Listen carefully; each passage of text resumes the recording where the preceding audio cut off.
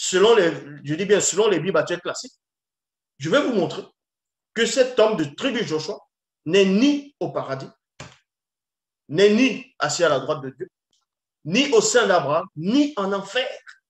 Parce que pour beaucoup de personnes dans le monde, ils pensent que si tu ne suis pas les logiques, si tu ne suis pas les soi-disant Jésus, c'est l'enfer direct. Ils vont vous sortir des versets qu'eux-mêmes ils ne comprennent pas dans Luc 16, à partir du verset 22 à 31. Ce verset même qui est faux, qui est contradictoire avec d'autres passages des Bibles actuelles classiques. Donc, pour cela, on vous dit dans Hébreux, chapitre 9, au verset 27, Bible en français courant, tous les êtres humains, donc tous les êtres humains, non, tout être humain est destiné à mourir une seule fois, il y a virgule, puis à être jugé par Dieu. Il y a point. Donc, dans Hébreux, chapitre 9, au verset 27, il est dit que tout être humain plutôt, est destiné à mourir une seule fois. D'autres vont sortir des théories, oui, mais le soi-disant Jésus a ressuscité Lazare, donc Lazare n'est pas mort une seule fois.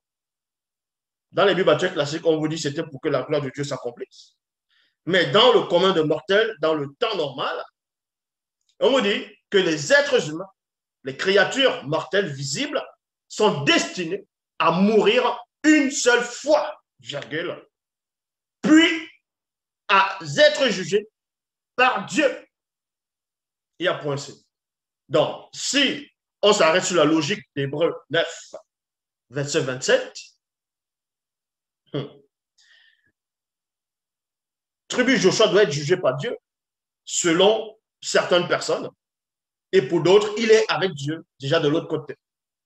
Bon, on va d'abord s'arrêter sur la logique qui veut que tribu Joshua soit en enfer maintenant, soit jugé par Dieu lui-même. S'il est jugé par Dieu lui-même, mais c'est en quel moment il doit être jugé par Dieu? Des milliers d'années plus tard? Ou bien tout de suite après sa mort? Selon Hébreux 9, 27. Cela, vous comprenez que vous n'avez pas la compréhension des Écritures. Pour cela, on va dans Ecclésiaste, chapitre 9, au verset 5 à 6. Il est dit, en effet, les vivants savent au moins qu'ils mourront, mais les morts, eux, virgule, comme tribu Joshua il est mort, ne savent rien du tout. Ils n'ont plus rien à attendre, puisqu'ils sont tombés dans l'oubli. Tomber dans l'oubli ici, c'est quoi? C'est pas que les gens dans le visible, dans le monde, l'oublient, mais c'est sa conscience à lui qui est tombée dans l'oubli. C'est la conscience de tribu Joshua qui est tombée dans l'oubli, selon Ecclésiaste 9. Leur amour, leur haine, leur jalousie sont mortes avec eux.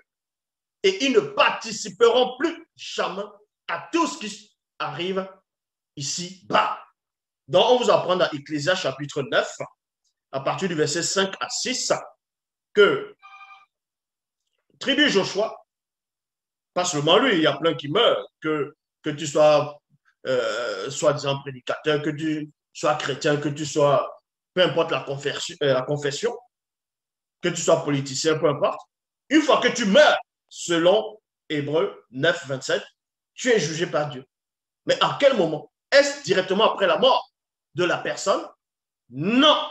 Selon Ecclésiaste, non. Puisque après la mort, c'est l'oubli. Ça n'a rien à voir avec Luc 16, à partir du verset 22 à 31, qui est complètement faux. Parce que Ecclésiaste 9 contredit Luc.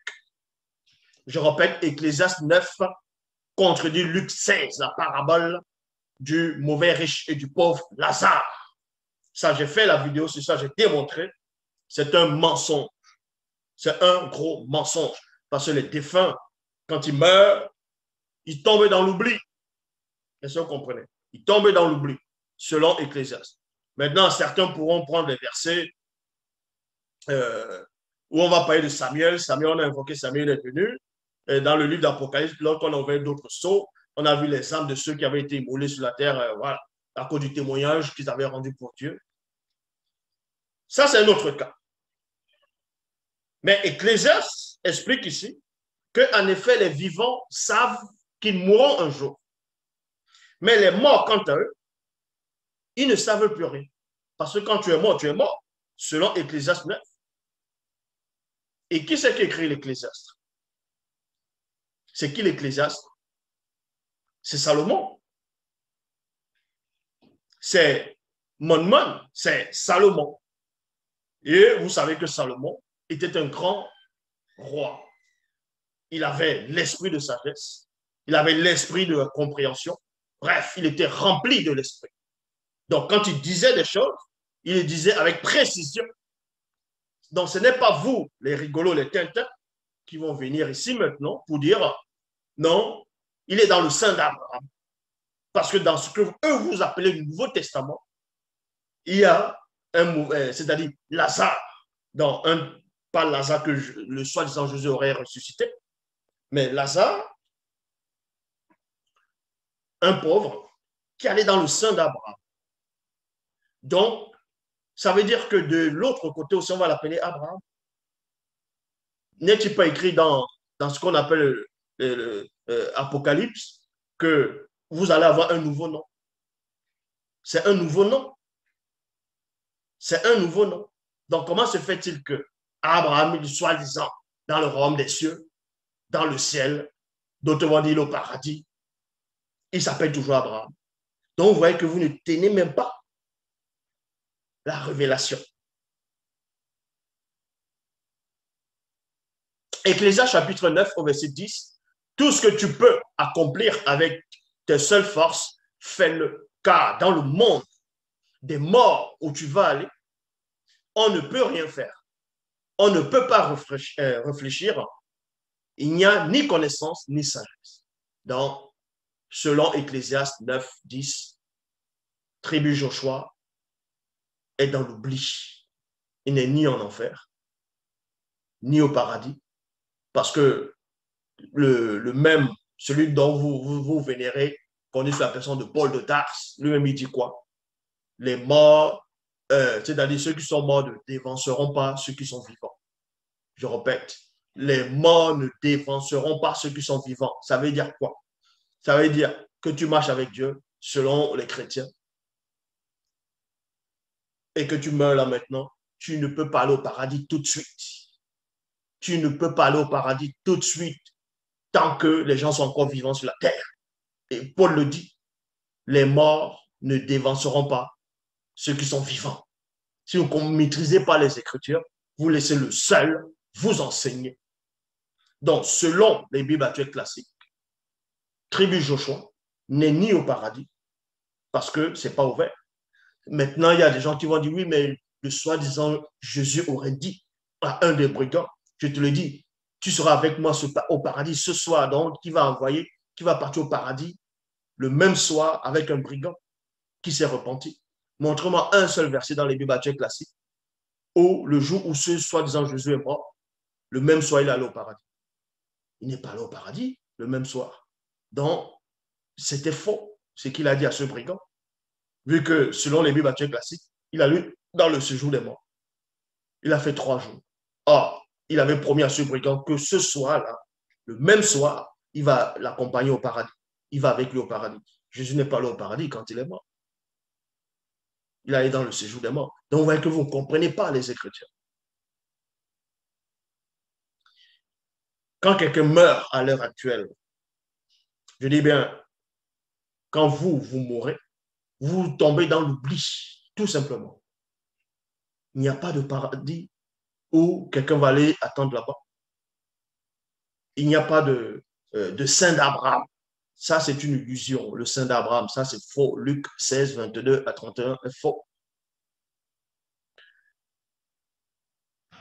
Et dans Somme 6, 6, il est dit, car dans le monde, c'est-à-dire dans la mort, on ne peut plus penser à toi. Chez les défunts, on ne peut plus te louer. Donc, on va aller selon les Bibles actuelles classiques, le premier livre de la Bible, dans la Genèse, à l'heure actuelle. Dans Genèse 3, verset 19, il est dit, tu mangeras ton pain Donc, on vous dit ici là que Yahvé Adonai, Jéhovah Elohim et l'Éternel s'adressait à celui qu'on va appeler Adam dans les Bibles actuelles classiques, parce que Adam avait péché. Remarquez que Adam était une âme vivante, selon les Bibles actuelles classiques, puisqu'il est devenu une âme vivante. Et dans Ézéchiel, il est dit, l'âme qui pêche, c'est elle qui mourra. Et aussi, quand tu meurs, tu es jugé directement par Dieu. Donc, d'autres vont dire que tu vas aller en enfer, tu vas aller brûler dans les temps de feu. Remarquez donc qu'il est dit dans Genèse chapitre 3, verset 19, que Dieu aurait dit à Adam, tu mangeras ton pain à la sueur de ton front jusqu'à ce que tu retournes à la terre, et non en enfer, et non dans un lac de feu, non, jusqu'à ce que tu retournes à la terre, puisque c'est d'elle que tu as été tiré. Tu es poussière et tu retourneras en poussière. D'autres gens vont dire, oui, on s'adressait uniquement à son corps. Ça, c'est votre compréhension à vous, selon les Bibles actuelles classiques. Dans Daniel chapitre 12, au verset 2, il est dit, plusieurs de ceux qui dorment dans la poussière de la terre se réveilleront, les uns pour la vie éternelle, les autres pour l'opprobre, pour la honte éternelle. Remarquez que dans Daniel chapitre 12, au verset 2, la révélation qui est donnée là-dedans, c'est quoi? Selon les Bibles actuelles classiques, c'est que tous les gens qui meurent, que tu marches selon Dieu, que tu ne marches pas selon Dieu, que tu marches selon le Créateur, que tu ne marches pas selon le Créateur, que tu marches selon, que tu as accompli la loi, que tu n'as pas accompli la loi, dès que tu meurs, c'est dans l'oubli, tu vas dans l'oubli. Selon Daniel ici, donc ce n'est pas le jugement tout de suite comme Hébreu veut faire croire aux gens. Ou bien comme vous lisez, je ne sais pas comment vous lisez vos fausses Bibles là. Tout de suite après la mort, c'est le repos, c'est l'oubli. C'est l'oubli. Et à la fin des temps, selon la vision que Jean lui-même avait vue, à la fin des temps, c'est là où tu te lèves pour le jugement. Ce n'est pas que quand tu meurs de suite, tu vas en enfer. Ce n'est pas que quand tu meurs de suite, tu vas au paradis. Non. Vous êtes juste victime des mensonges des Bibles, des fausses traductions, des hérésies. Luc 16. On veut vous faire croire que si tu marches avec Dieu, tu meurs, tu vas dans le sein d'Abraham. Et il y a des gens qui sont là, ils viennent s'asseoir dans les plateaux de télé. Tribu Joshua, il est dans le sein d'Abraham. Tribu Joshua, il est au paradis. Tribu Joshua, il est assis à la droite de Dieu. Tribu Joshua, il est avec Jésus. Tribu Joshua, il marche avec les anges. N'importe quoi. Toujours en train de délirer. On vient vous raconter des barlifènes, des fausses versions des Bibles trafiquées, des mensonges. Vous venez débattre sur ça, venir raconter des hérésies. Tribu Joshua, il est en enfer. Il est en train de souffrir maintenant. Ah, vous l'avez vu en train de souffrir en enfer. Vous l'avez vu au paradis, vous l'avez vu chez Dieu. N'importe quoi. Vous êtes là, vous dites que vous êtes des chrétiens, vous êtes des croyants, vous acceptez ce que la Bible dit, que la Bible est la parole de Dieu, mais vous n'appliquez même pas soi-disant ce que cette Bible dit. Vous ne comprenez même pas ce que cette soi-disant Bible dit. Dans Daniel chapitre 12 au verset 2, il est dit, plusieurs de ceux qui dorment dans la poussière de la terre, ça veut dire ceux, les défunts, les gens qui sont déjà morts, on les a déjà enterrés, se réveilleront. C'est dans un futur. Ce n'est pas que quand tu meurs, tu te lèves tout de suite et tu pars au jugement, ou bien si tu as mérité, tu vas au paradis, ou bien dans le sein d'Abraham. C'est faux. Se réveilleront les uns pour la vie éternelle, virgule, les autres pour l'opprobre, pour la honte éternelle. Ça veut dire quoi ici? Que ceux qui auront fait le bien, ceux qui auront fait le mal, vont tous sortir. Ceux qui auront fait le bien seront pour la récompense, ceux qui auront fait le mal, c'est pour le châtiment. Dans Daniel, chapitre 12, au verset 13, il est dit, quant à toi, Daniel, tiens bon jusqu'à la fin. Alors tu auras droit au repos. Il y a virgule. Le repos ici, c'est la mort. Pour ceux qui ne comprennent pas. Tu auras droit au repos. Donc, il va aller se reposer de ses heures. Donc, dans l'oubli, selon Daniel 12, 13, dans l'oubli, puis tu te relèveras pour recevoir ta récompense à la fin des temps. Ça veut dire quoi? À la fin des temps, c'est à la fin des temps qu'on juge les gens. C'est aussi à la fin des temps qu'il y a la... Non seulement il y aura le jugement, qu'il y aura aussi la récompense. C'est ce que Daniel chapitre 12 au verset 13 dit ici. Tout clairement, quant à toi, et qui parle, c'est un ange qui est en train de parler, selon d'autres versions. Quant à toi, Daniel tient bon jusqu'à la fin. Donc, tant qu'il est dans le physique, le visible, parce qu'il avait des combats ainsi de suite, il avait des adversaires, des gens jaloux contre celui, selon les Bibles classiques. Donc, il devait tenir le bon combat jusqu'à la fin. Donc, persévérer jusqu'à la fin pour être sauvé. Quant à toi, tiens bon jusqu'à la fin. Il y a point. Alors, tu auras droit au repos. Donc, quand tu vas mourir, comme tes ancêtres, comme beaucoup de patriarches, Abraham aussi est mort. Donc, tu auras droit au repos. Et le repos, c'est quoi? C'est après la mort. Dans ce qu'on va appeler tribu Joshua, il est dans son repos. Tribu Joshua est dans son repos. Adolf Hitler, il est dans son repos. Les terroristes, les assassins, les violeurs, tous ceux qui ont fait les atrocités, les vikings, bref, tous ces gens qui meurent, ils sont dans le repos. Ça veut dire qu'ils sont dans l'oubli. Ils sont tous morts. Ils ne sont ni en enfer, ni dans un paradis. Les vikings sont morts. Les guerriers vikings sont morts. Ils ne sont pas dans le Valhalla, en train de boire l'hydromel avec Odin, Thor. Non. Les Grecs, dans le temps, dans l'Antiquité, ils sont morts. Ils ne sont pas aux Champs-Élysées avec Zeus ou... non. Tous ces gens qui acceptent le soi-disant Jésus, que les Occidentaux ont ramené, ce faux Christ qui sont morts là. Vous n'êtes pas, ils ne sont pas au paradis. Ils ne sont pas en enfer. Ils sont dans l'oubli. Et je le dis ici, tribu Joshua n'est ni au paradis, ni auprès de Dieu, ni dans le séjour des morts. C'est-à-dire, il est dans le séjour des morts, mais inconscient. C'est-à-dire, il est dans l'oubli. Il n'est pas en enfer. Il est dans l'oubli. Et c'est à la fin de temps qu'il va se réveiller pour passer au jugement. Oui, parce qu'il sera jugé. Il sera jugé. Pourquoi? Parce qu'il a ramené beaucoup de personnes dans le mensonge qui est Jésus-Christ. Parce que Jésus-Christ n'existe pas. Je le dis ici. Donc, tous ces soi-disant prédicateurs qui vont venir dire tribu Joshua, c'est un faux prophète, tribu Joshua, c'est un abominable pasteur, tribu Joshua est contre Jésus, tribu Joshua est contre Dieu, tribu Joshua a mené les gens en enfer, tribu Joshua a fait les sacrifices humains, tribu Joshua est avec Satan. Vous-même, vous êtes avec Satan, vu que vous adorez un faux Dieu. Sur la personne de Jésus, la personne de Yahvé, Adonai, Jéhovah, Elohim, l'Éternel. Vous êtes tous dans la confusion. Vous êtes tous dans la confusion totale. Vous parlez que dans les sensations. Vous ne savez même pas faire la distinction entre le vrai et le faux. Je répète ici, tribu Joshua est mort. C'est-à-dire qu'il est dans le repos. C'est-à-dire qu'il est dans l'oubli. Il ne voit plus ce qui se passe dans tous les biens qu'il a laissés. Sa femme, tout ce qu'il a laissé, il ne voit pas ça. Il n'est pas en train de brûler en enfer.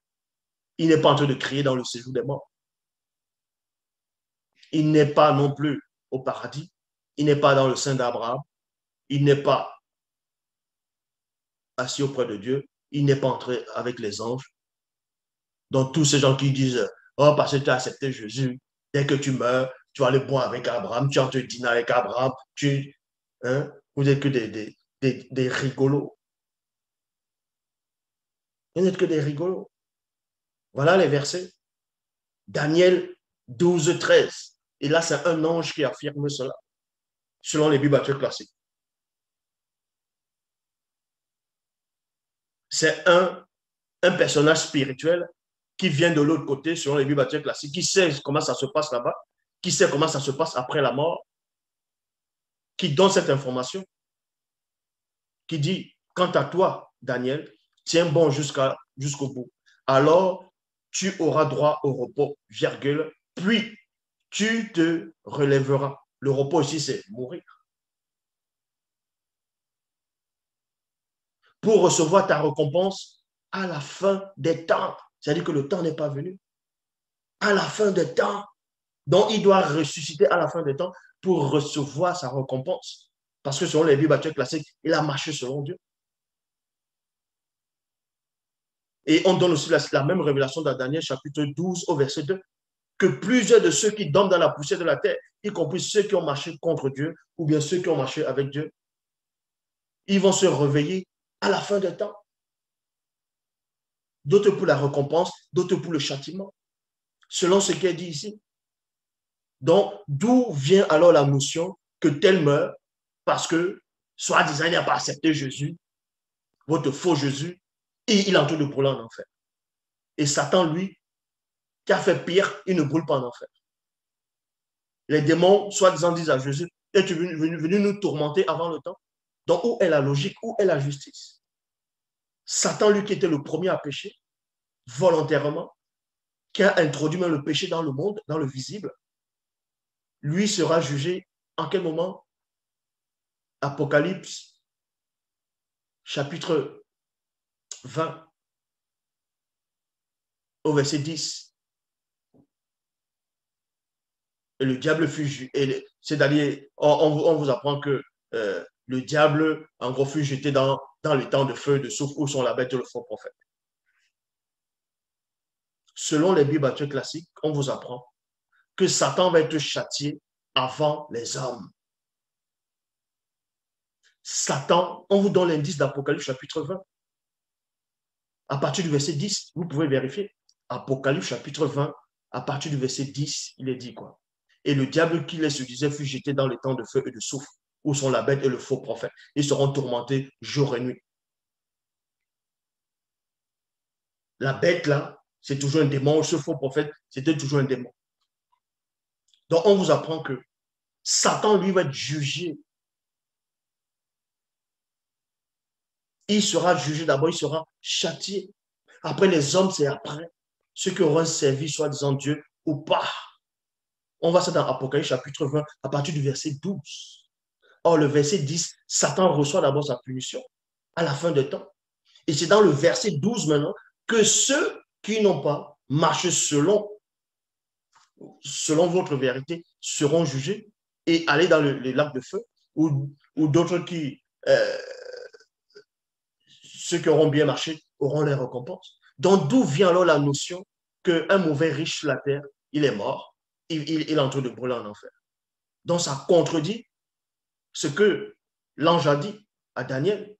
Cet ange l'a dit à Daniel, et ça contredit aussi ce que Jean a vu dans sa vision. Parce que le soi-disant, c'est écrit dans Luc. Luc, c'est qui? C'est qui Luc? Luc marchait avec le soi-disant, montre-moi un verset où Luc marchait avec Jésus. Parmi les 12 apôtres, est-ce que Luc était là-dedans? Est-ce que Luc était là-dedans parmi les 12 apôtres? Jean, lui, l'a vu, que Satan est jugé en premier. Satan va être est châtié en premier et les hommes après. Et vous voyez, ces chrétiens, ils sont là, ils n'ont pas de connaissance. Et tu n'as pas accepté Jésus, l'autre est mort, il est en train de brûler en enfer. Alors que Satan, lui, il est en liberté. Satan, il est là. C'est écrit où que Satan est enfermé. C'est les anges dessus, un groupe d'anges dessus qui sont enfermés. C'est écrit. Mais Satan est en liberté. Pierre le dit, il rôde comme un lion, cherchant qui dévorer. Donc, vous ne comprenez même pas les Écritures. Vous venez parler, vous mettez encore les gens plus dans le mensonge, dans l'erreur, dans la confusion. Vous dites que Dieu vous a mandaté, Dieu, mais n'importe quoi. Il n'y a qu'un seul enseignant, c'est celui qui est en face de vous. Je dis bien, vous êtes tous dans l'erreur. Toute l'humanité est dans l'erreur. Il n'y a qu'un seul enseignant, une seule vérité, c'est celui qui est en face de vous. L'Oba se glorifie toujours.